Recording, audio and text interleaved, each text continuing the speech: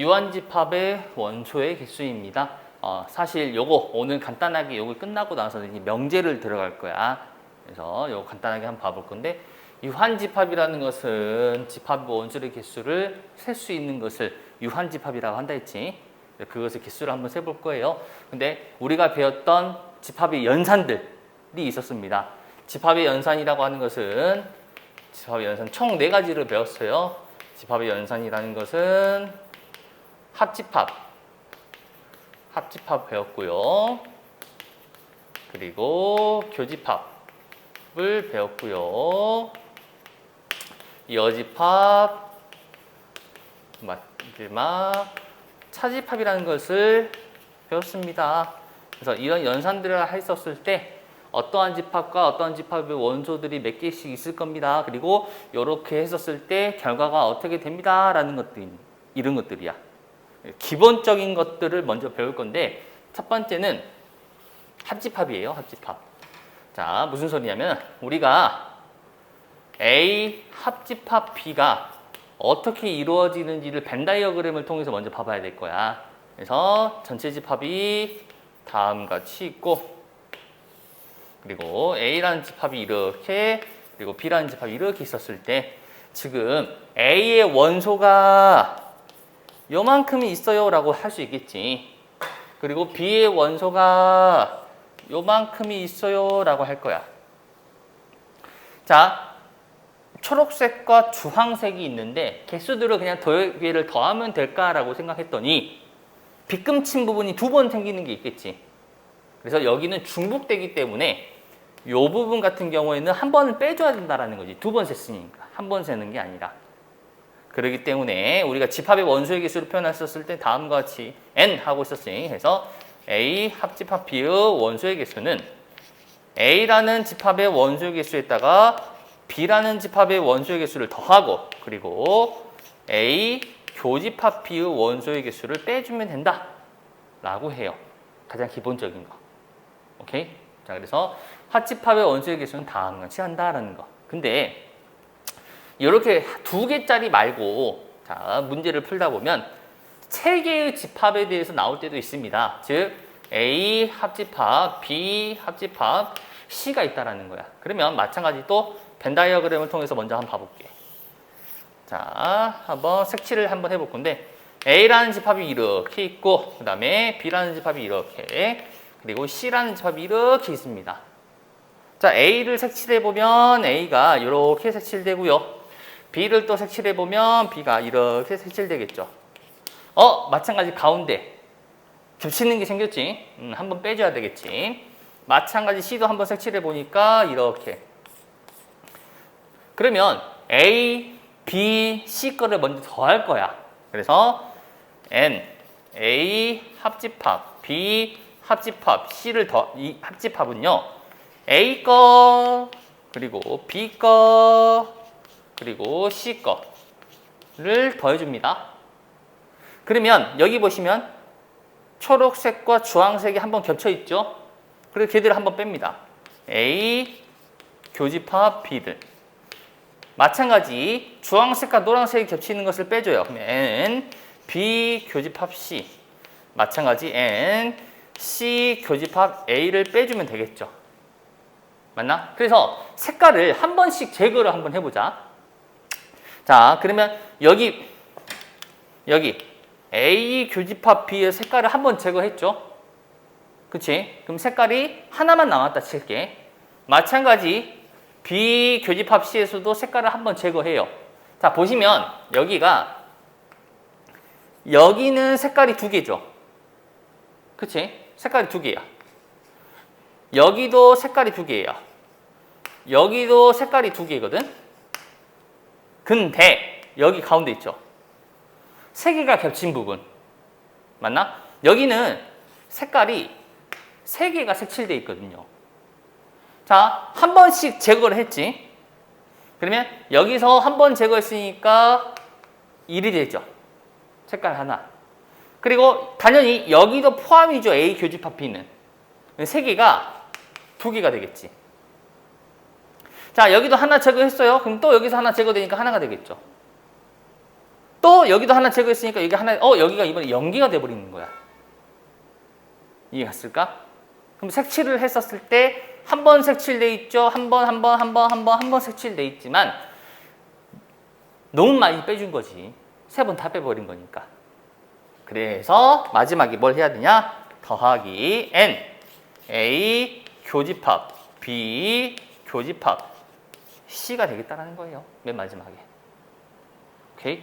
자, 물론 3개짜리는 이런 식으로 계산을 하면 되겠지만 선생님은 뭔 말을 하고 싶냐면 여기 옆에다가 적어주면 좋을 것 같은데 이 녀석 같은 경우에는 벤 다이어그램을 반드시 그리세요. 문제에서 주어지는 조건에 의한 집합에 대해서 벤 다이어그램을 반드시 그려서 그 다음에 벤 다이어그램을 그린 다음에 어떻게 하냐. 자, 보시면 자, 만약에 문제에서 주어진 조건에 의해서 벤 다이어그램을 그려봤더니 자, A가 있고요. B가 있고요. C가 이렇게 있어요. 그러면 각각 구역. 자, 여기서 나눠지는 구역을 보니까 여기 있죠, 여기. 그렇지? 여기를 A라고 둬요. 또 오로지 B만 있는 거. 여기를 B, 뭐 여기를 오로지 C만 있는 거. 여기를 C라고 두는 거야. 각 구역마다. 그리고 여기를 뭐 D, 여기를 E, 여기를 F, 여기를 G, 마지막 바깥을 H. 이런 식으로 문자를 조금 많이 둔 다음에 문제를 푸는 것을 추천할 겁니다. 선생님 이거 어떻게 해요? 그 다음엔요? 이건 문제가 나오면 다시 한번 보여줄게요, 선생님이. 선생님 문자가 너무 많으니까 좀 복잡할 것 같은데요? 예, 복잡합니다. 하지만 간단해질 거예요. 덧셈과 뺄셈을 통해서. 그래서 3개짜리는 이런 식으로 벤 다이어그램을 통해서 하면 좋겠다라는 거야. 여기 옆에다가 살짝 적어주면 좋겠죠? 오케이? 자, 이런 식으로 각각 구역마다 문제에서 E가 얼마입니다. G가 얼마입니다. 주어질 거거든. 그래서 그 부분은 숫자로 채우면 되겠지. 이해갔을까? 자, 그래서 3개짜리는 다음과 같이 구역을 좀 나눠서 할 거라는 거. 자, 그리고 여집합과 차집합인데요. 여집합은요, 간단하죠. 우리가 배웠던 여집합이라는 것은 결국 여집합이라는 것은 어떤 거였어? 여집합은요, 전체 집합에서 A가 빠진 거예요. 여집합이라는 개념이 전체 집합이 이렇게 있었을 때 A라는 집합이 있으면 A 빼고 나머지 여기가 지금 A 여집합이야. A 여집합. 그래서 결국 A 여집합의 원소의 개수는 전체에서 A 거를 빼주면 된다 라고 생각하면 되겠죠. 자, 차집합. 이번에는 차집합. 차집합도 똑같아요. 자, 벤 다이어그램을 좀 생각하면 되는데 A 차집합 B라고 되어 있는 것은 A가 있고 자, B가 있었을 때 A에서 B가 섞여 있는 부분을 뺀 거거든요. 맞나? 결국 전체적으로 B를 다 뺀 게 아니라 A하고 B가 섞인 부분, 즉 A 교집합 B가 빠진 거겠지.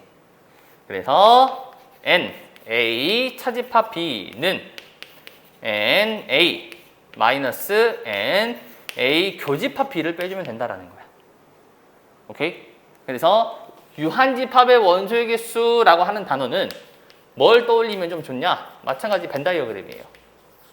벤 다이어그램이라는 것을 통해서 어느 부분이 좀 빠지면은 보기가 좀 좋겠구나 혹은 계산이 편하겠구나 라는 것을 알 수 있거든.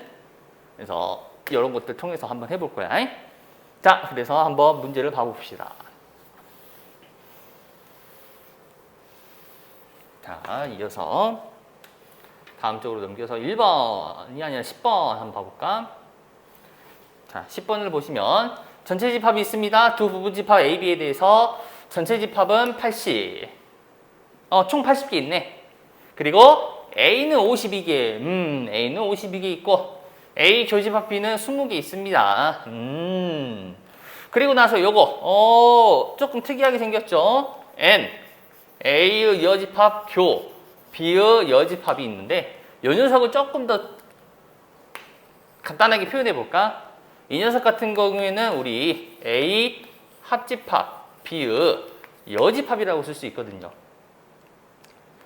자, 여집합이기 때문에 결국에는 그래서 얘는 전체 집합에서 A 합집합 B가 빠진 거다라고 생각할 수 있겠다라는 거예요. 결국에는. 결국 이 녀석은요. 뭐랑 똑같아? 전체 집합의 개수에서 합집합의 개수를 뺀 거다라고 하고 이게 13개가 되는 거죠. 아, 얘를 구할 수 있다는 소리예요. 그래서 전체 집합의 개수는 80개. 얘는 80개였으니까 A 합집합 B의 원소의 개수는 넘겨서 계산하면 67개가 되겠죠. 그러므로 67개이므로 그러면 요 A 합집합 B라는 것은 결국 A 개수 나와 있고 교집합 개수 나와 있죠. 그래서 A 거 더하기 B 거 빼기 교집합이 됩니다. 그래서 그대로 대입해주면 얘는 52개, 얘는 모르니까 그냥 그대로 NB 마이너스 얘는 20개가 되겠고 요게 67개다라고 하면 나는 이 녀석 구할 수 있겠죠. 문제가요 10번처럼 A, B, C 이렇게 나오진 않아요. 그래서 일상생활에서 쓰는 이런 것들을 통해서 각각 기호화 해줘야 되는데 문제를 한번 읽어보면서 먼저 기호를 한번 써볼게. 자, 전체 학생이 40명인 여기에서 전체 학생이라고 나와 있죠. 그래서 전체 학생이 40명이다. 그러면 전체의 원소의 개수가 40개다라고 써줄 수가 있어요. 자, 그리고 수학, 과학 한 문제를 풀게 하고 채점만 했더니 수학 문제를 맞춘 학생. 수학 문제를 맞춘 학생이니까 이놈이 또 집합이 되겠죠. A라는 집합이라고 부를게요. 그리고 과학 문제를 맞힌 사람은 우리는 B라고 적을게요. 그러면 N, A, A의 집합의 원소의 개수는 22, N, B, B의 원소의 개수는 18이 되겠죠. 그리고 수학과 과학을 모두 틀리다, 맞춘 것의 반대가 되겠지. 결국 수학을 틀린 사람 A의 여집합, 과학을 틀린 사람 B의 여집합이 됩니다. 그것을 모두라고 했기 때문에 교집합이 되겠죠. 자, 그래서 수학과 과학을 모두 틀린 학생이라는 것은 결국 A의 여집합, 교집합, B의 여집합이 됩니다. 자, 이 녀석의 원소 개수는 10이라고 주어져 있고요. 오케이? 자, 문제를 읽으면서 그것의 뜻에 맞게끔 각각 집합 기호를 써서 우리가 문제를 다시 한번 정리를 해놨네요. 그러면 다시 한번 전체적으로 적어줄까? 전체 집합은 40명. 그리고 A라는 집합은 22명. B라는 집합은 18명이 됩니다. 그리고 N, A의 여집합, 교, B의 여집합은 10명이 되고요. 근데 아까 했던 것처럼 이 녀석 우리 알고 있죠? 이 녀석은 결국 전체 집합에서 A 합집합 B를 차집합시킨 거다. 그래서 이 녀석 자, 이 녀석을 통한다면 우리는 뭘 알 수 있냐? A 합집합 B의 원소의 개수를 알 수 있죠. 40 빼기 20 결국 30이 되겠죠. 벤 다이어그램으로 친다면 지금 모양이 자, 이렇게 됐을 때 여기가 40명인 거예요. 그리고 A가 있고 B가 있는데 A가 아닌 거니까 요 A 빼고 나머지 여기가 되겠고 B가 아닌 거니까 여기 B가 아닌 것들이 되겠죠. 그것을 교집합이라고 합니다. 즉 색깔이 두 개 칠해진 부분, 색깔이 두 개 칠해진 부분이니까 요 바깥쪽, 요 놈과 요 놈의 바깥쪽이 되겠죠. 그래서 그 바깥쪽이 어디 있니? 바깥쪽이 10명. 그럼 반대로 이 안쪽은 30명이 되겠죠. 자, 그래서 문제에서 물어보는 것은 뭐냐? 수학 문제만 맞춘 거.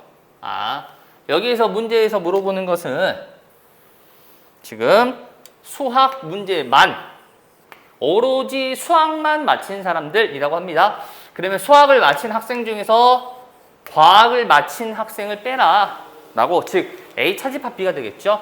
A 차집합 B를 원소의 개수는 결국엔 B의 개수가 아니라 A 교집합 B의 원소의 개수가 필요해요. 그래서 여기 두 개 N, A 합집합 B는 NA 더하기 NB 마이너스 N, A 교집합 B가 되겠죠. 그래서 대입을 해주면은 여기가 30이었고 요놈은 22, 요놈은 18. 그래서 마이너스 NA 교집합 B가 되겠죠. 결국 NA 교집합 B는 두 개 더하면 40이고 두 개 빼면 10이 되겠네요. 오케이? 자, 이렇게 될 겁니다. 자, 결국 내가 구하고자 하는 것은 NA 차집합 B가 되겠고 NA에서 빼기 NA 교집합 B의 원소의 개수를 빼면 됩니다. 결국 22 마이너스 10 답은 12가 되겠습니다. 자, 이 12번은 아마 다른 색깔로 표시가 되어 있을 겁니다. 뭐 별표 하나만 할까요? 근데 이거 사실 별표도 하기 싫어요. 좀 쉽습니다. 자, 선생님 뭐가 쉬운지 한번 봐볼게. 자, 마찬가지 전체 읽으면서 할게. 전체 집합에 총 회원이 60명이 있습니다. 60명. 등산 동호회에서 설악산을 A라고 할게요. 설악산을 등산해 본 사람은 42명. 그리고 지리산을 B라고 하겠습니다. 이게 33명이라고 돼 있네. 여기까지 오케이? 근데 그 다음에 보니까 설악산과 지리산을 모두 등반. 이거는 A 교집합 B겠죠? 둘 다 동시에 두 개 다 해본 거니까. 그 회원의 수를 최대값과 최소값을 한번 구해보래요. 문제가 좀 특이하고 어려워요. 자, 이 문제는요, 이 그림을 하나 선생님이 그리고 싶어요. 자, 옆에다가 남는 공간에 그릴 건데, 하나는 비교적 크고요, 하나는 비교적 작게 그린 다음에요. 이렇게 화살표를 한번 해볼게요. 자, 이 그림을 이해를 할 건데요. 무슨 말이냐면은, 이 화살표 방향을 따라서 이 B라는 집합의 벤 다이어그램이 점점 이동한다라고 할게. 자, 이게 점점 이동할 거거든요. 그러면 봐봐. 만나기 시작하겠죠? 어느 순간부터. 그러면 이게 교집합이에요. 지금 이게. 오케이? 자, 조금 더 상상하면서 문제를 봅시다. A 교집합 B는요, 여기 만나기 시작하면 생기겠죠? 근데 B가 좀 더 이동해, 안쪽으로. 좀 더. 그러면 좀 더 많이 겹치겠죠? 더 많이 이동해요. 더 많이. 그러면 좀 더 많이 겹칠 겁니다. 맞나? 그러다가 언제가 가장 많아질 것이냐? 보시면, 자, 여기 볼까요? 적는 것보다 보는 걸 먼저. 적는 시간 따로 줄 거니까. 자, 언제가 가장 많아질 것이냐? 요 상대적으로 작은 B가 안쪽으로 쏙 들어간다면, 그치? 정확하게 안으로 쏙 들어가 버렸어, 전체적으로. 그러면 요 전체가 뭐가 돼? 요 전체가 교집합이 되겠죠?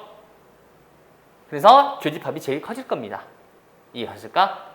자, 그러면 요걸 통해서 결국, 자, 생각해 봅시다. 자, 봐봐요. 이제 여기서 잘 봐. 요거 두 개 더 해봐. NA 더하기 NB를 했더니 얘는 75예요. 봐봐. 전체 60명인데 두 개 더 했더니 75명이래. 이상하지? 60명 넘으면 안 되거든. 맞나? 그러면 적어도 75명에서 60명을 뺀 15명 있죠. 이 15명은 무조건 겹쳐 있어야겠지. 맞나? 그래서 이 15명은 무조건 겹쳐 있어야 된다. 그래서 최소값. 문제에서 말하는 최소값은 15가 됩니다. 그림이 아까는 선생님이 두 개를 띄워놨잖아. 근데 띄워놓은 게 아니라 그림 시작 자체가 이렇게 시작을 한다라는 거야. 이해했을까? 자, 그러면 42와 33 집합에서는 크다 작다라는 표현이 없지만은 원소의 개수 42 얘가 좀 더 크죠? 얘가 좀 더 크게 그린 거거든. 그럼 B가 쏙 들어갈 수 있겠지. 그러면 42와 33 중에서 최대값은 누가 될까? 그래서 최대값은 B가 쏙 들어갔었을 때 이 B 자체가 교집합이 되기 때문에 최대값은 33이 됩니다. 오케이. 자, 그래서 이런 식으로 문제를 밑에서처럼 풀 수도 있겠지만은 그게 아니라 다음과 같이 바로바로 계산을 할 수 있겠다라는 거야. 두 개를 더 했는데 75네. 60명이어야 되는데 적어도 15명은 겹쳐 있겠네. 그리고 이 B라는 집합이 모두 33명이 모두 한라산을 등반할 수 한라산? 설악산을 등산한 사람이라는 거지. 그러면 교집합이 제일 크지겠죠. 그렇기 때문에 교집합이 가장 큰 건 33이 되겠습니다. 오케이. 자, 이렇게 해서 집합을 마무리하고요. 집합을 끝내도록 하겠습니다. 집합은요, 자, 두 번째, 명제 그리고 조건이라는 명제와 조건입니다. 집합하고 되게 유사해요. 집합하고 되게 유사한 개념이고, 이전에 배웠던 집합의 표현법도 많이 쓰이거든요. 일단 명제라는 것은 무엇이고, 그리고 조건이라는 것. 지금 보니까 명제라는 것과 조건이라는 것이 주어져 있지. 그래서 두 가지 용어 정리부터 먼저 할게요. 개인적으로는 용어를 좀 잘 정리하고 그 용어에 대한 해석을, 그 용어에 대한 정의를 잘 말할 수 있잖아. 반 이상은 한다 생각해요. 그래서 그 용어에 대한 정리를 먼저 잘 할 거야. 자, 첫 번째, 명제라는 것. 집합이라는 것이 뭐예요? 우리가 이전에 배웠던 집합, 1단원에서 배웠던 집합이라는 것을 다시 한번 말해주면, 집합이라는 것은 뭐였냐면, 집합이라는 것은 분명하게 정할 수 있는 기준이 있고, 그 정확한 기준에 의해서 대상들을 구분할 수 있어. 그리고 그 대상들의 모임이 있죠. 그것을 집합이라 그래요. 애매한 기준이 아니라 확실하게 나눌 수 있다는 것이 조금 포인트가 돼 있었겠지. 근데 명제라는 것은 무엇이냐면요, 반대로 명제 처음 들어보죠. 명제는요, 포인트가 참거짓입니다. 얘는 참 혹은 거짓이야, 거짓. 참 거짓. 그래서 참 혹은 거짓을 확실하게 말할 수 있는 문장이나 식을 우리는 명제라고 합니다. 책에 보시면은 참인지 거짓인지를 분명하게 판별할 수 있는 문장이나 식을 우리는 명제라고 해요. 예를 들면, 자, 예를 들어볼까? 자, 수학은 재밌다. 가끔 가다가 녀석을 명제라고 하는 애들 있어요. 선생님 거짓말입니다. 수학은 재미없습니다. 근데 그런 게 아니라 확실하게 참인지 거짓인지 말할 수가 없겠지. 그렇죠? 어떤 학생이 진짜 재밌는 학생도 있을 거니까. 하지만 일은 자연수입니다. 자, 이 녀석 같은 경우에는 확실하게 참이라고 할 수 있겠네. 맞나? 근데 일은 음의 정수입니다라고 한번 해볼까? 음의 정수입니다. 자, 이거 명제일까 아닐까? 명제예요. 얘는 명제고요. 왜 선생님 명제예요? 틀렸는데? 아니요. 참과 거짓을 말할 수 있다는 거야. 그래서 얘는 이름이 거짓인 명제가 돼요. 거짓인 명제. 오케이? 자, 이처럼 명제라는 것은 어떤 거? 참 혹은 거짓을 내가 확실하게 말할 수 있다면 우리는 그것을 명제라고 해요. 그러면 두 번째, 조건이라고 돼 있죠. 조건. 그럼 조건은 무엇이냐? 조건이라는 것은요, 쉽게 말하면 방정식이라고 말하고 싶어요. 방정식. 방정식이라는 것이 뭐였냐? 방정식은 등호를 사용하는 등식 중에서 x값에 따라서 x에 적당한 수를 대입했었을 때 등호가 성립하죠. 참이 된다라는 거야. 근데 x에다가 다른 숫자를 대입했을 때 거짓이 될 수도 있는 거. 방정식 중에서 예를 들면 x-1은 0. x에다가 2를 대입하면 참이지만 x에다가 2를 대입하면 거짓말이 되거든요. 맞나? 자, 그래서 다음과 같이 어쩔 때는 참, 어쩔 때는 거짓이 되는 것들을 우리는 뭐라 부른다? 조건이라고 부르게 됩니다. 여기 보시면 변수를 포함하는, 변수라는 것은 변하는 숫자죠. x 같은 것들. 변수를 포함한 문장이나 식의 참의 값이 변수의 값에 따라 판별됐대. 변수의 값에 따라서 어쩔 때는 참, 그러니까 참과 거짓을 확실하게 말할 수 있지만 때에 따라서 참일 수도 있고 때에 따라서 거짓말일 수도 있는 것을 우리는 조건이라고 불러요. 이해했을까? 쉽게 말하면 방정식이 된다라고 생각하면 돼요. 그래서 조건 같은 경우에는 보통 변수를 포함하는 식 이런 것들이 많이 나옵니다. 오케이? 자, 그러면 조건에서 중요한 거 우리가 지금 다루고 있는 것들을 보니까 결국에는 참과 거짓에 대해서 얘기를 하잖아. 그러면 거짓보다는 사실 참이 좀 더 중요하겠죠. 맞나? 명제라는 것은요, 확실하게 참이다, 확실하게 거짓말이다니까 어쩔 때는 참, 어쩔 때는 거짓이 아니거든. 하지만 조건 같은 경우에는 어쩔 때는 참이라고 말할 수 있잖아요. 그러면 그 참이 되는 녀석들이 좀 더 중요하다라는 거야. 그래서 참이 되는 녀석들을 모아놓은 것을 우리는 진리집합이라고 합니다. 오케이?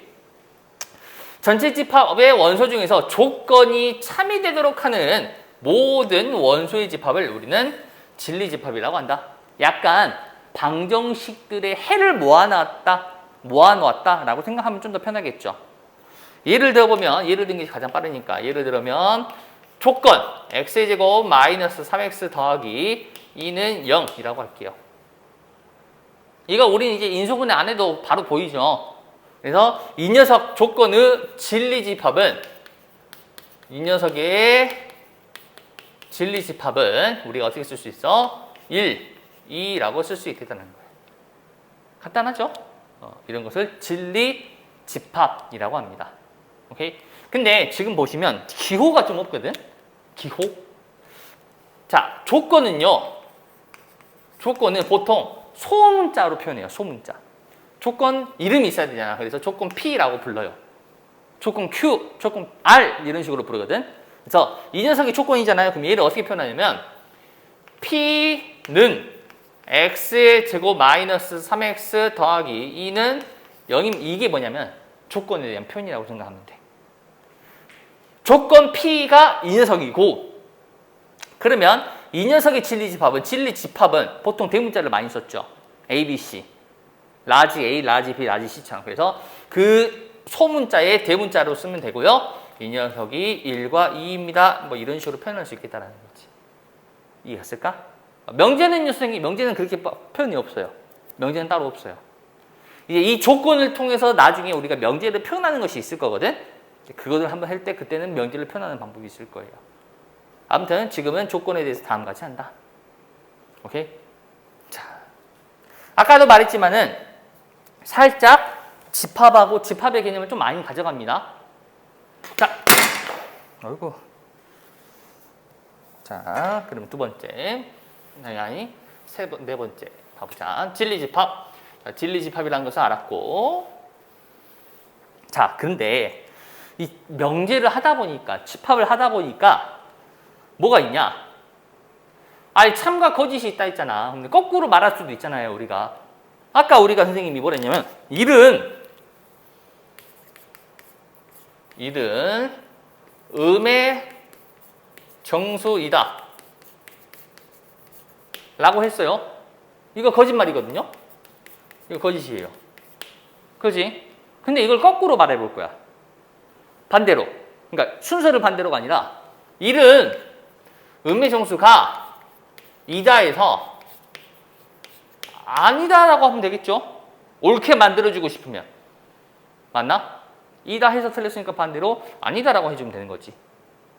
이처럼 서로를 뭐뭐이다에서 뭐뭐 아니다라고 말하는 거, 혹은 뭐뭐 아니다에서 무엇이다라고 말하는 것을 우리는 뭐라 부르냐면 부정한다라고 해요.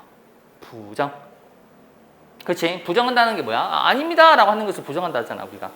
그렇죠? 그래서 다음 같이 이러한 명제라면은 요 명제에 대해서 이 명제의 부정이라고 부른다는 거지. 이해갔을까? 마찬가지 조건에서도 P 조건 P이다. 여기 보시면 조건 P에 대해서 P가 아니다, P이다에서 P가 아니다 있죠. P라는 조건이 x의 제곱 마이너스 3x 더하기 2는 0이잖아. 이걸 0이라고 했잖아요. 근데 이게 아니다. x의 제곱 마이너스 3x 더하기 2가 0이 아니다. 이런 것들을 우리는 뭐라고 한다? 부정이라고 한다. 오케이? 그러면 조건에서는 P이다를 이렇게 썼죠. 근데 이 놈을 부정할 때는 앞에다가 물결표를 붙여줍니다. 이것은 P가 아니다. 즉 P라는 조건을 부정했구나 라는 기호라고 생각하면 돼요. 오케이? 자, 근데 조건이라는 것은 결국엔 참이되는 녀석들이 중요했었지. 그쵸? 참이되는 녀석들을 모아놓은 것을 진리집합이라 한다 했었고. 그러면 이 녀석의 진리집합은 이제 P라고 쓰면 되잖아. 근데 얘 P가 아니다죠. P가 아니다. 이 조건을 부정한 녀석의 진리집합 당연히 있겠죠? 그 녀석은 P의 아니다. 여집합이라고 생각하면 돼요. 오케이? 여집합이 뭐였어? 네, 그것이 아니다 였으니까. 오케이? 자, 이렇게 해서 조건 P 그리고 그것의 부정까지 한번 알아봤네요.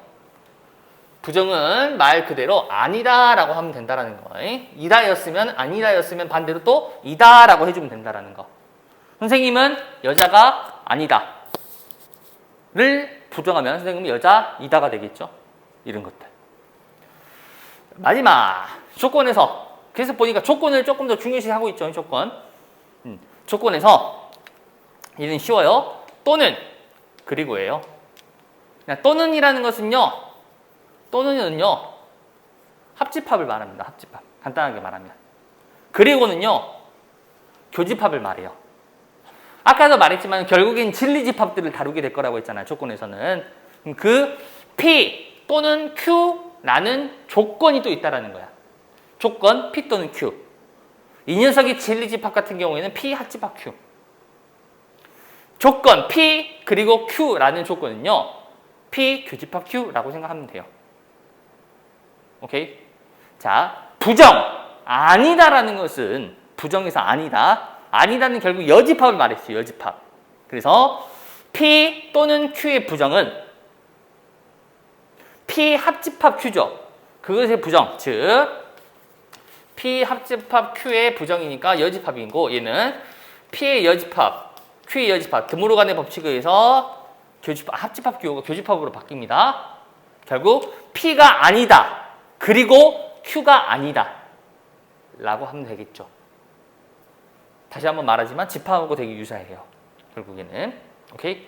자, 그리고 조금 더 쉽게 말하면은 요거 P의 부정이었잖아. 요거 읽을 때 P가 아니다라고 읽기보다는 물론 P가 아니다라고 하기는 되겠지만은 조금 더 유식하게 not P라고 불러요. P가 아니다. not N-O-T. not P라고 부릅니다. 오케이? 앞으로는 선생님이 not T라고 부를 거야. not P 이런 식으로 부를 거야. 자. 지금 선생님이 설명한 것들은 결국에는 용어 정리예요. 용어 정리. 명제를 다룰 때 이렇게 용어들이 있을 거고 이런 용어들은 이러한 의미를 가지고 있다라고 할 거거든. 그래서 이 용어들을 다시 한번 잘 보길 바랍니다. 자, 간단하게 필수 예제 1번 한번 봐봅시다. 자, 다음 중 명제인 것을 찾고 그 명제의 참과 거짓을 판별하라. 명제와 조건은 다릅니다. 명제라는 것은 항상 참이고 항상 거짓인 것들을 말하는 거고요. 조건은 어쩔 때는 참이고 어쩔 때는 거짓인 것을 말해요. 두 개의 특징, 둘 다 참거짓을 확실하게 말할 수 있긴 해요. 다만 때에 따라서 참거짓이 바뀌는 것을 조건이라고 생각한다는 거지. 자, 1번. 삼각형의 세 내각의 크기의 합은 180도입니다. 맞는 소리죠. 항상 맞는 소리죠. 명제죠. 그것도 얘는 그냥 명제도 아니고 참인 명제라고 하면 되겠죠. 이 녀석 방정식 혹은 부등식이죠. 어쩔 때는 맞고 어쩔 때는 틀리게 되는 녀석입니다. 얘는 조건이겠죠. 2번은 조건. 4하고 6의 최소 공배수는 24라고 되어 있죠. 4하고 6의 최소 공배수는 24가 아니라 12입니다. 틀렸죠? 얘는 아니죠? 가 아니라니까. 얘는 명제예요. 얘는 명제입니다. 왜? 참만을 명제라고 하지 않아요. 거짓말인 것도 명제예요. 그래서 얘는 거짓인 명제가 됩니다. 짝수와 홀수를 곱하면 짝수가 됩니다. 맞죠? 맞는 소리죠. 무조건 맞는 소리입니다. 얘도 참인 명제가 됩니다. 오케이? 간단하죠? 아, 참거짓을 확실하게 말할 수 있다면, 참거짓을 확실하게 말할 수 있다면 명제, 그게 아니라면 조건이라고 생각하면 돼요.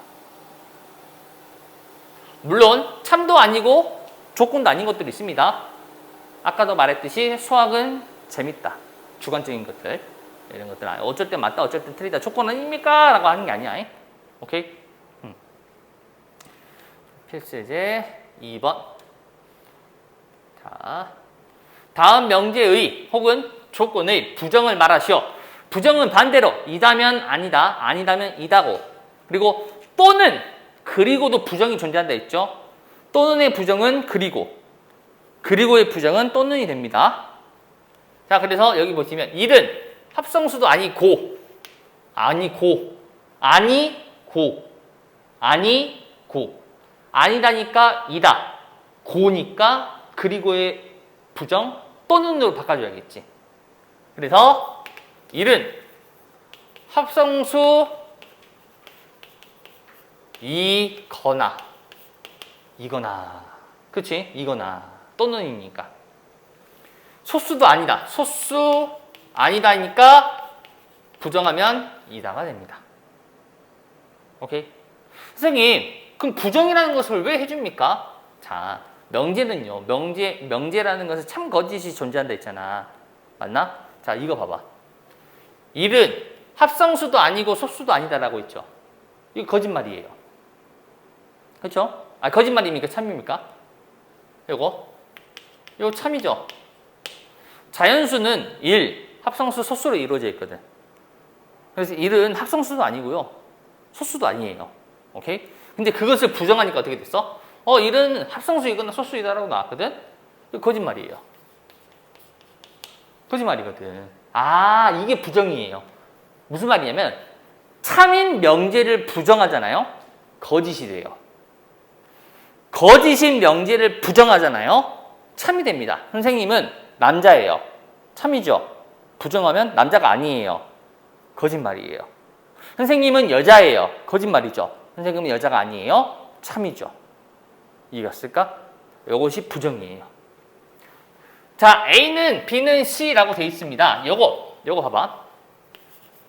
A는 B는 C라고 되어 있는데 이 녀석 우리가 연립방정식에서 배웠습니다. 세 개가 등호로 연결되는 것은 연립방정식이었거든. 맞나? 연립은요, 연립방정식에서 연립이라는 것은 합집합이 어울릴까요? 교집합이 어울릴까요? 연립을 하잖아? 우리가 연립방정식을 풀잖아요? 그러면 첫 번째 식이 있을 거고 두 번째 식이 있을 건데 첫 번째 식의 해, 두 번째 식의 해를 모두 적습니까? 아니면 두 개 겹치는 것만 적습니까? 겹치는 걸 적죠. 겹치는 걸 적기 때문에 합집합이 아니라 교집합이에요. 교집합은요, 한글로 쓰면 그리고예요. 그리고. 그러면 이 녀석은요, 이 녀석 A는 B는 C라는 녀석은 A는 B 그리고 B는 C 그리고 C는 A라고 이것을 한 번에 쓴 녀석이거든. 오케이? 이해갔을까? 그러기 때문에 부정을 한다. 그래, 부정을 하면요, 자, 이다는 아니다로 바뀌어야 된다 했어. 마찬가지 B이다 C는 아니다로 바뀌어야 돼요. C하고 A는 같다가 C하고 A는 다르다라고 바뀌어야 돼. 얘들만 바뀌는 게 아니라 요거 그리고죠. 그리고 and 그래서 또는 요 놈의 부정 또는 이렇게 바꿔줘야 된다는 거야. 이것을 부정이라고 해요. 나와 있는 모든 것들을 거꾸로 말한다라고 생각한다는 것이. 이해갔을까? 오케이? 부정 다음과 같이 말해주면 됩니다. 자, 진리집합 다시 한번 말하지만 쉬워요. 자, 뭐 할 거냐면요, 집합할 거예요. 집합. 자, 표시만 할게요. 얘는 자, 봐볼까? P를 만족시켜주는 거. P는 소수이다 라고 돼 있지. 전체 집합이 지금 1, 2, 3, 4, 5, 6이라고 돼 있는데 P의 조건 P는 X는 소수이다거든? 그러면 진리집합 P는요, 소수만 모아놓은 거 2, 3, 5가 되겠죠? Q x의 제곱 마이너스 7x 플러스 12는 0이기 때문에 마찬가지 바로 우린 저 정도는 인수분해 안 해도 됩니다. 3, 4. 그치? 그래서 q는 진리집합이 3과 4가 됩니다. 자, 1번 not p. not p는 진리집합이 어떻게 생겼다? p의 여집합이다 라는 거지. p가 아니다. 결국 2, 3, 5를 제외한 1, 4, 6이 되겠죠. 두 번째, P 또는 Q. 또는은 뭐라 그랬어? 합집합과 똑같다 그랬죠. 그래서 이 녀석의 진리집합은 P 합집합 Q가 되고요. 합집합은 원소 다 쓰는 겁니다. 다 쓰는 거. 2, 3, 4, 5. 선생님 3이 두 개 있으니까 두 번 써요. 아니요. 집합에서는 중복되는 것을 한 번만 씁니다. 세 번째, not P 그리고 Q. 그리고는 뭐였어? 교집합이었죠. 얘는 교집합이에요. 교집합. 그래서 얘는 P의 여집합 Q예요. 자, P의 여집합 구해놨죠. 그리고 Q가 있죠. 교집합. 공통으로 들어가는 녀석들. 만나는 거 교집합. 만날 교자. 3, 4, 1, 4, 6. 아, 뭐가 교쳐요? 지금 4가 교친다는 것을 알 수 있겠죠. 이전에 명제에 비해서 조건을 표현하는 것은 조건을 표현 방식이 있었지. 그렇죠? 조건을 표현하는 것이 있었는데 이번에는 그 조건들로 명제라는 것을 만들어 볼 거야. 자, 예를 들어 봅시다. 자, 조건 P가 x는 1이라고 할게요. 그럼 x에다 1 대입하면 참, x에다 2 대입하면 거짓말이 되겠죠? 이 녀석의 진리집합은 1이 되겠죠? 자, 근데 Q라는 집합이 있어. Q라는 집합은 x의 제곱이 1이라고 한번 해볼게요. 자, 물론 집합이라는 것을 하기 전에는 전체 집합이 항상 필요해. 어떤 범위에서 내가 지금 숫자를 쓸 것이냐 이런 것들. 지금 선생님이 보통 안 주어져 있을 때는 실수 전체의 집합이라고 생각하면 돼요. 자, 이 녀석은요, 진리집합이 얼마야? 마이너스 1도 되죠. 그렇지? 그리고 1도 되고요. 여기까지 오케이? 자, 그러면 선생님이 한번 뭔가를 하나 써볼 거야. 자, 봐봐. x가 1이면 x제곱은 1이다. 자, 명제입니까? 아닙니까? 명제일까? 아닐까? 자, 명제라는 것은 항상 참, 항상 거짓. 이것을 확실하게 말할 수 있으면 돼. 자, 이거 명제일까? 아닐까? 그치, 얘는 명제예요. 왜? x가 1이면 x제곱이 1이니까.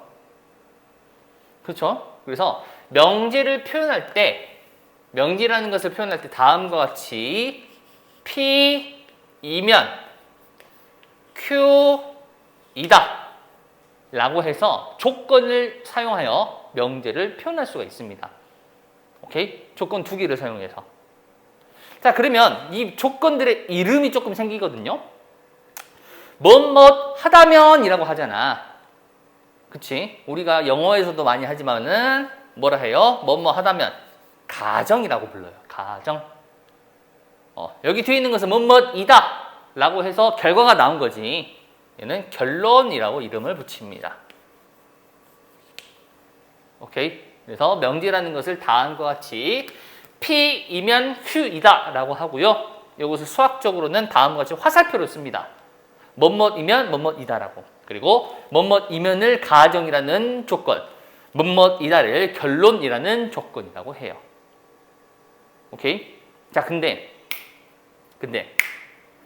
조건이라는 것은 뭘 빼놓고는 생각할 수 없냐면은 진리집합이라는 것을 빼놓고는 생각할 수가 없어. 그래서 진리집합들을 다시 한번 봐볼게. 그랬더니 자, 이 녀석의 진리집합은 지금 1이 되겠죠. 그리고 이 녀석의 진리집합은 마이너스 1과 1이 됐습니다. 위에 있는 예를 든다면 보니까 어때? 1이라는 원소가 당연히 여기 원소가 되어야만 맞는 말이 되겠죠. 맞나? 그래서 진리집합의 포함관계가 다음과 같이 돼요. 오케이? 자, 그럼 봐봐. 반대로 이거 말고 다른 거. x가 2이면 x의 제곱은 2이다. 자, 이거 x를 만족시켜주는 것은 루트 2 혹은 마이너스 루트 2죠. x가 2면 x 제곱은 4죠. 맞나? 자, 이 녀석의 원소가 여기 있어 없어? 없죠. 그렇죠? 그렇기 때문에 거짓말이 돼요. 결국 조건에서 자, 이 녀석이 참이기 위해서는 혹은 참이기 위해서 혹은 참이 된다라는 것은 각각의 진리집합들을 봤었을 때 다음과 같은 포함관계가 된다면 참이라고 해요. 그러면 자, 이거 하고 자, 거짓이라는 것은 봐봐. 거짓은 당연히 포함관계가 성립하지 않을 때 우린 거짓이라 하겠죠. 자, 봐봐. 여기서 선생님이 뭘 해주고 싶냐면은 애매한 거 한번 해볼까? 한번 봐봐요.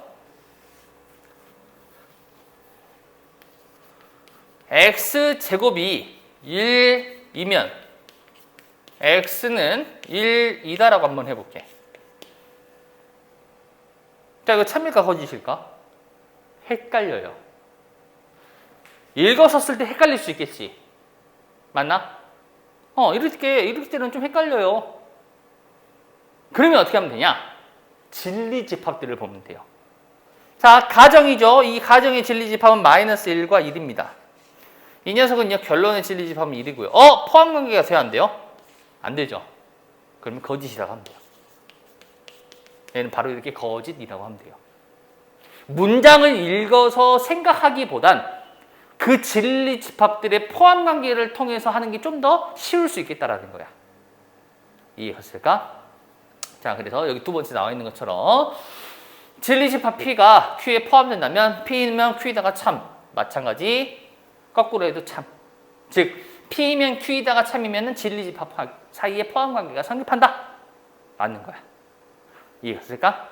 그래서 명제 P면 Q이다의 참 거짓의 판별은 다음과 같이 진리집합들의 본다라는 거지. 그럼 봐봐. 요건 봐봐. 요거 봐보자. 요 녀석의 진리집합은 지금 보니까 마이너스 2라고 1이 있죠. 요 녀석의 진리집합은 1입니다. 맞나? 그러면 왜 이 녀석이 거짓말이 되냐? 라고 봤더니 가정의 원소 중에서 마이너스 1 때문에 지금 거짓말이 된 거죠. 이것을 뭐라 부르냐? 반례라고 불러요. 반례. 안 되는 이유. 이것을 반례라고 해요. 오케이? 그럼 이 반례라는 것도 마찬가지. 어떤 집합이 있냐라고 말할 수 있거든. 자, 이 반례라는 것은 어디 있냐? 여기에 원소죠. 하지만 여기에 원소는 아니죠. 그래서 P 차집합 Q의 원소라고 해요. 반례의 위치는 P 차집합 Q에 있습니다. 오케이? 자, 그래서 이제부터 명제를 표현할 때에는 조건으로서 P면 Q이다라고 표현할 거고, 그것들에 대해서 참거짓을 판단할 때는 마찬가지 진리집합들의 포함관계로 표현할 것이다 라고 생각하면 돼요. 오케이? 필수예제 4번을 한번 봐볼까? 필수예제 4번. 필수예제 4번을 보시면 여기 볼게요. 자, x의 세곱 마이너스 3x 플러스 2가 0이면 x는 2다 라고 나와 있는데 읽었었을 때 조금 헷갈릴 수 있다는 거야. 그래서 뭐를 본다? 바로 무조건 진리집합들을 본다. 자, 이 녀석의 진리집합은요 1하고 2가 있겠죠. 이 녀석의 진리집합은요 2밖에 없고요. 포함관계가 성립하지 않죠. 그러면 얘는 그냥 볼 것도 없이 얘는 거짓이라고 해주면 돼요. 자, 물론 포함관계만을 떠나서 포함관계로만 하는 게 아니라 읽으면서 할 때도 있어요. 자, 봐볼까? x가 0보다 크고 동시에 y가 0보다 크대요. x, y는 0보다 크다. 맞죠? 그냥 당연하게 맞죠. 자, x가 3의 양의 배수이면 x 플러스 2는 짝수이다라고 나왔어요. 자, 가정에 있는 원소들을 통해서 결론에 포함되는지를 보면 되겠지. 가정에 있는 원소는 3, 6, 9, 12, 점점점. 그럼 그 x값에 대해서 x 플러스 1을 써보면 4, 7, 10, 13, 점점점. 짝수입니까 모두? 모두 짝수는 아니죠. 반대가 누구야? 6일 때, 12일 때 1 더하면은 홀수가 되는 거니까. 이해갔을까? 그래서 3번은 거짓이라고 해주면 되겠죠. 이해갔을까? 자, 원소들의 포함 관계라든지 혹은 문장을 읽었었을 때의 의미를 찾아서 문제를 풀 수 있겠다라는 거야. 오케이? 이어서 필수예제 5번. 자, 필수예제 5번을 한번 봐볼게요. 자, 아까도 말했지만 포함 관계가 나오다 보니까 이전에 배웠던 집합과 집합 사이의 포함 관계에 대한 문제들이 있었잖아. 그것들이 또 등장하기도 합니다. 자, 여기 보시면 자, 조건이 있습니다. 한 녀석은 x는 1, 2보다 작다. 한 녀석은 x-a가 3보다 작다예요. 그래서 다시 한번 써주면 p는 x는 1보다 작다가 되겠고요. q는 넘기면 x는 a 플러스 3보다는 작다가 돼요. 자, 근데 명제 p면 q이다가 현재 참이라고 하네. 그러면 뭘 쓰면 된다? 이거에 대해서 p가 q에 포함된다라고 생각한다라는 거지. 오케이? 자, 이걸 만족시켜주는 a 값의 범위를 한번 구해보시오라고 하는 거야. 부등식은 수직선상에다 표현하는 게 가장 좋습니다. 그래서 수직선상에 항상 완벽하게 나온 것부터 1 써주고 작다니까 이쪽으로 하겠죠. 이게 p예요. 자, 벤 다이어그램이라는 것은 사실 별거 없어요. 집합을 도형을 통해서 표현해 주는 거거든. 그럼 이것도 사실은 이렇게 쭉 갑니다. 이것도 벤 다이어그램이라고 할 수 있어. 자, 그럼 나는 이제 봐봐. 보니까 어떻게 되고 싶어? 어떤 형식으로 그리고 싶냐면 P가 Q에 포함돼야 돼. Q가 살짝 더 큰 느낌으로 가야겠지. 그럼 봐봐요. A 플러스 3이 만약 여기 있다면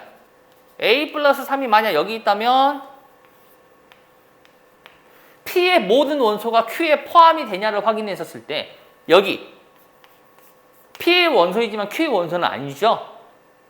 P가 좀 포함된다는 느낌이 아니잖아. P가 안으로 쏙 들어가야 되니까. 이해갔을까? 그래서 확실하게 Q는 이렇게 돼야겠죠. 이렇게 돼야지 P를 포함하는 그림이 될 거니까. 그래서 이 녀석이 Q가 되고 여기가 A 플러스 3이 됩니다. 오케이? 자, 부등식에서 수직선상에서 오른쪽으로 갈수록 우리는 크다라고 표현합니다. 그렇기 때문에 여기다가 이렇게 해주면 되겠죠. 자, 근데 마지막 크다 작다만 있는 게 아니라 크거나 같다 혹은 작거나 같다, 즉 등호도 이 시작이지. 자, 두 개가 같아도 되냐 이거를 따져주면 돼요. 같아도 돼요. 왜요, 선생님? A 플러스 3이 1로 간다 해도 포함하거든. 부분집합의 개념인 부분집합은요, 자기 자신도 마찬가지입니다. 부분집합이라 그래요. 같아도 돼요. 그렇기 때문에 포함된다는 거. 간단하게 생각해요. 이렇게 생각하면 돼요. 항상 무슨 생각을 하면 되냐면 얘의 원소가 여기 있냐를 따져주면 되는 거야. 자, 1은 P의 원소가 아니죠. 아니야. 그럼 Q도 아니어도 상관이 없죠. 라고. 이해갔을까? 근데 만약에 얘가 이렇게 돼 있어. 이렇게 돼 있다, 시작. 자, 그럼 P는 지금 1을 가지고 있지. 그럼 이 노란색 비어있는 게 1로 간 다음에 1을 빼버린단 말이야. 그럼 돼, 안 돼? 안 돼요. 그치? P는 1을 가지고 있으나 Q는 1을 가지고 있지 않으니까.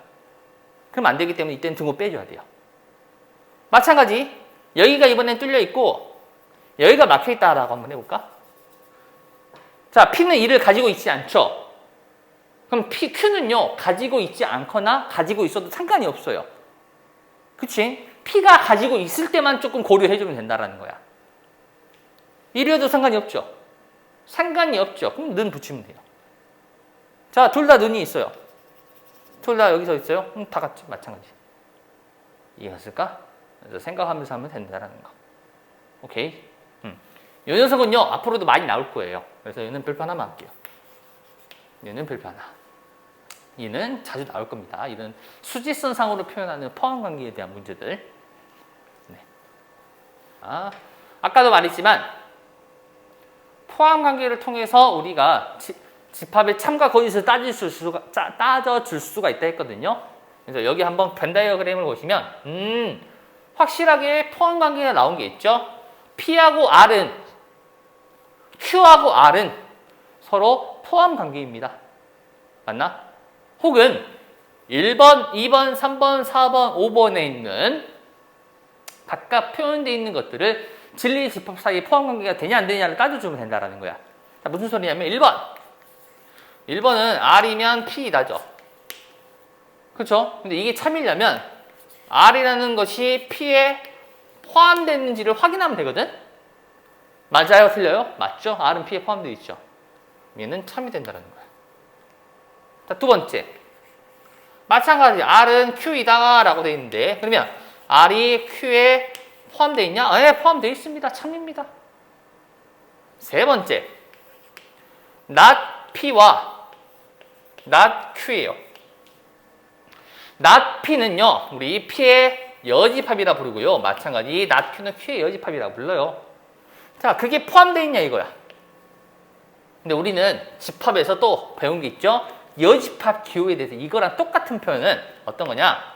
여집합 기호를 마찬가지 씌워줬다라고 생각하면 P가 되고 Q가 되죠. 근데 이것도 반대로 바뀌면 돼요. 그럼 얘랑 똑같은 거야. 자, Q가 P에 포함되어 있습니까? 아니죠. 얘는 거짓말이 돼요.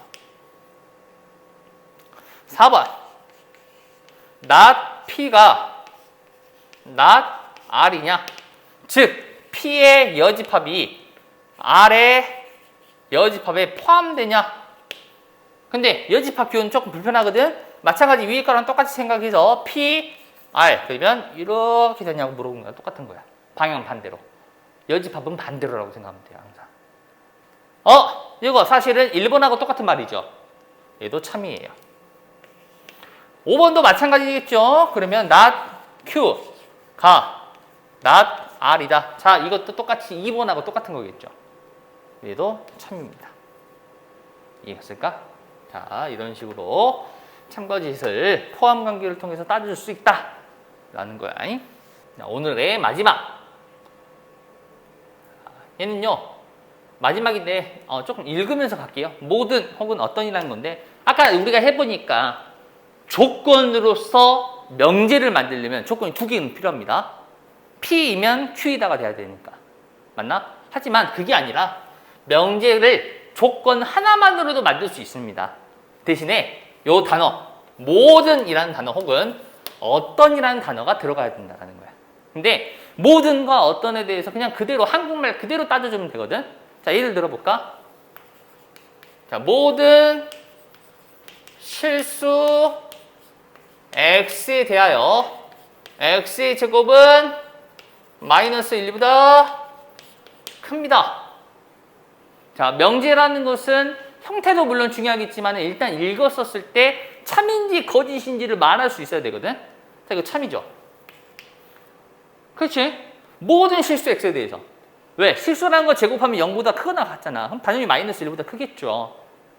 근데 봐봐. 여기서 얘는 조건이 아니죠. 얘가 조건이죠. 조건. 맞나?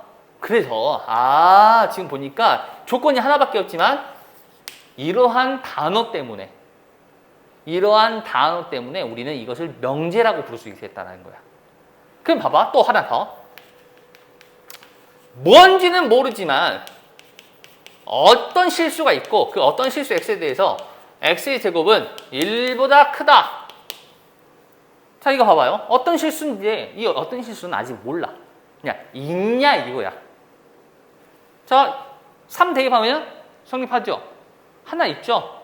어떤 실수 3 뭔지 모르겠지만 얘도 참이 되는 거죠. 그래서 이해갔을까? 그래서 방금 선생님이 강조했던 거 모든과 어떤의 차이점이 있어요.